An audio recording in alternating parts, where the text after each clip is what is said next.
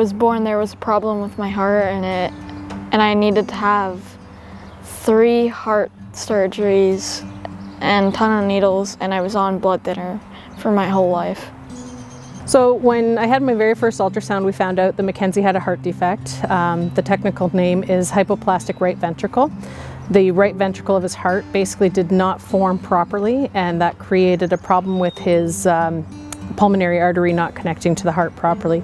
He was on blood thinner. The first few, the blood thinners had to be injectable, so he would have 2 needles a day for the period of time that he would be on the blood thinner until the doctors felt that the risk of clotting had been subsided enough that he could go off of the blood thinner. And I've had blood work done hundreds of times. I don't like having blood work. It's not fun.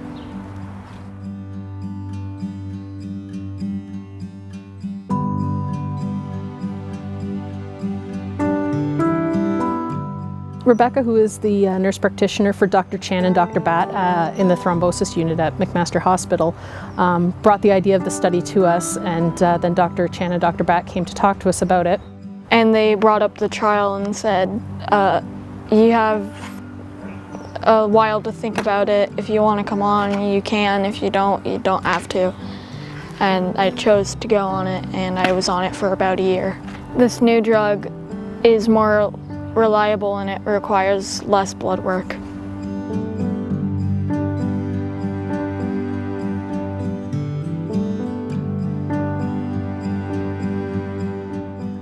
We don't want to have other families go through the same sort of stress that we went through in trying to make sure that blood thinner's at the right level, worrying constantly, do we have to go and get more blood work? Do we have to add more to it? What happens if he misses a dose of the blood thinner and all that? So, you know, kids don't like to have their blood taken. They don't like needles. So if we can help another family not have to go through that, why not?